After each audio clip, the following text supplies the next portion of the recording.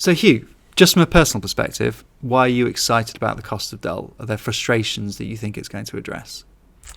Oh, it's a great question. So I remember, why I took this job. Really, I took this job because when I read Adam's book, it laid out a kind of way of thinking about brands that I found, naturally and intuitively exciting. And over the years, we've done quite a lot of qualitative research and interviews with people to kind of prove a different way of thinking. And I think we've done a good job on that. But the reason I'm really excited by the cost of dull and frustrated, I'll come on to the frustration, I'm really excited by it is because there's a huge amount of quantitative data now that shows the effect of dull thinking. Candidly, dull strategy leads to dull outputs, and it's the data shows how much of that is there. So I'm excited because all of the stuff that we've qualitatively talked about, that we talk about, when we work with clients, we're now being able to add reams of data and evidence to, and we're bringing kind of right through the funnel, showing the impact of, candidly, if you don't think like a challenger, if you don't think in an interesting way, then you'll produce dull communication. So I'm really excited by that. And I'm also incredibly frustrated to see just the scale of dullness that's out there. Funnily enough, I feel like we see that sometimes when we go and start projects with clients. I'm amazed. You expect to walk in and see many more businesses that are intuitively exciting and interesting, but the number who are underrepresenting how interesting they could be is really frustrating. And it's also exciting for us when we get to work on a project. But the System 1 data, the work that Peter's done, the work that I'm sure that we'll reveal over the course of this year will show just the scale of people willing to do dull. And I find that frustrating, but also it means, I'm still prepared to go into bat, with a new client, because there's huge opportunity that's revealed by it. 100%. So I come from a creative background. So I don't come from a sort of classic agency sort of pathway into this role. And the reason I first got really excited about Eating the Big Fish was it seemed to very closely mirror what I understood to be kind of the golden sort of rules for creative thinking. And I think that just got me incredibly excited. It's what led me to want to become a strategist. I think the frustration has been, in spite of all that really good thinking, that sort of playbook for how to be less like an incumbent, sort of less, mirroring the status quo and in fact more creative and inventive, is that there's so much dullness out there. So what I think is fascinating about this is it's holding a mirror up to dullness and it's beginning to sort of codify what dull looks like, the dimensions of dull. I think once you have done that, that's then a huge opportunity to go back and go, well, what is causing us to end up being dull and how can we do something about it? So, Toby, what lessons do you think our clients can take from the latest cost of dull work? I think the first one, and the most obvious one, is that being dull comes at a very real cost. So the data's still fresh. We are still working with partners on developing it, but it feels, at this early stage, still very robust. So at the very least, being dull will cost you twice as much as being interesting, or to frame that in a more conventional way, being interesting will give you twice the bang for your buck. I think that's the first rule. I think the second one is that this isn't us admonishing anyone, telling them they've been getting it wrong. I think what's really exciting about this is dullness is everywhere. It seeps into every category. So actually being more interesting is a huge untapped opportunity and a real competitive advantage for a brand or business that can break free of the status quo of their category and be more interesting. And I think the third thing is that although the manifestations of dull are absolutely downstream and the framework that we're developing has huge implications for executionally being more interesting in that sort of downstream end of the spectrum, I think actually what we've discovered working with clients is all of those downstream sort of effects are sort of predicted on upstream foundations defined by brand leaders and by the team responsible for the strategy of a business. So I think we've seen a real excitement around the cost of dull. It's incredibly refreshing, really invigorating.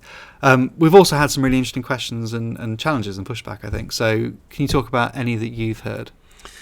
Yeah, I mean, I think I was surprised because when you see the cost of dull evidence, it's so compelling. But one of the points that Adam and Peter make in it is you can choose to be dull, and just spend more. I mean, I think challengers, we hope, would actually choose to be interesting and have twice the effect. But they pose this question about, do you want to choose to be dull?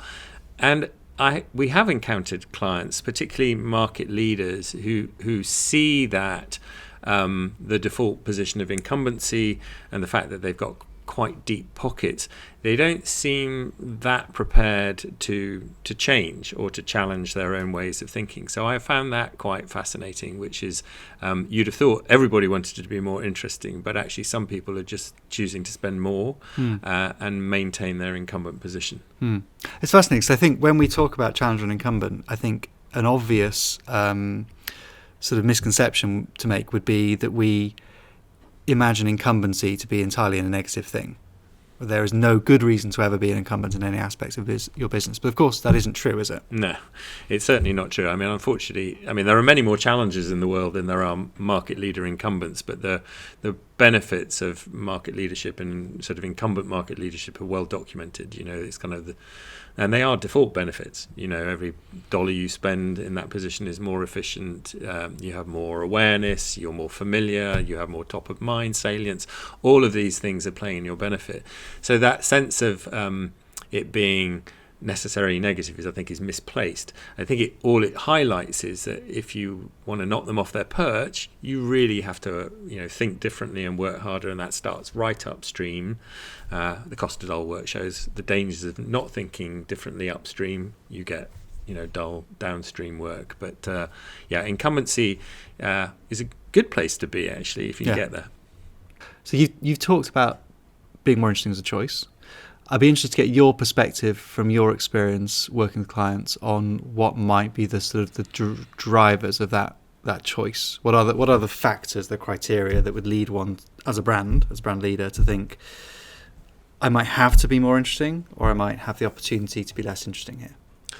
I don't often think that clients set out to be dull. I think there are very few circumstances in which people deliberately do that. I think it's different. I think we talk about challengers being in opposition to the notion of incumbency, and I think incumbency is sort of invisible. Really, it creeps up on you. So if you're a market leader, or you kind of represent the tropes of the category, those become established over time, and there's a body of marketing science that would say reinforcing those tropes is fantastic for you. You're re-establishing all the things that essentially people recognize and are familiar with. You double down. If you think about Coca-Cola, for example, the redness of Coca-Cola, the recognizability of that, the familiarity of it, the Christmas ad that they run every year. There's a benefit to reinforcing those incumbent tools that benefit those players. So I don't think they consciously go on thinking, well, that's not interesting. But I think when you see it in terms of the volume of people who get lulled into going, well, it worked for Coke, so we should do what they do, or these are the codes of a soda category and we should follow those. We've talked, you and I have been many client meetings talking about, the importance of refreshment in the beer category.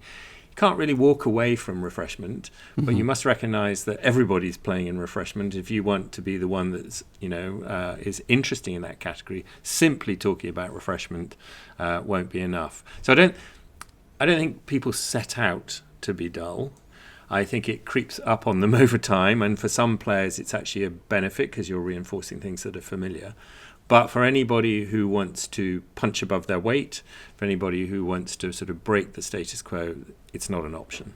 So there is essentially a context in which some brands, many brands even perhaps, are in fact, there is a competitive advantage to not thinking like the incumbents, deliberately pushing against that and pursuing a different path.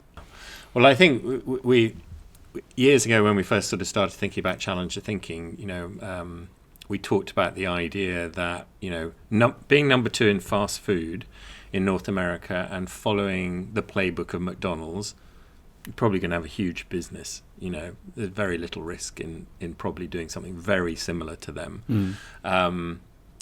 But being number 5 in margarine in Belgium and doing the same as the market leader, don't ever expect to have a hugely successful business. Yeah. So I think there is a sense of understanding your market positioning, your ambitions. Most of the challenges that we study, they have ambitions bigger than their resources.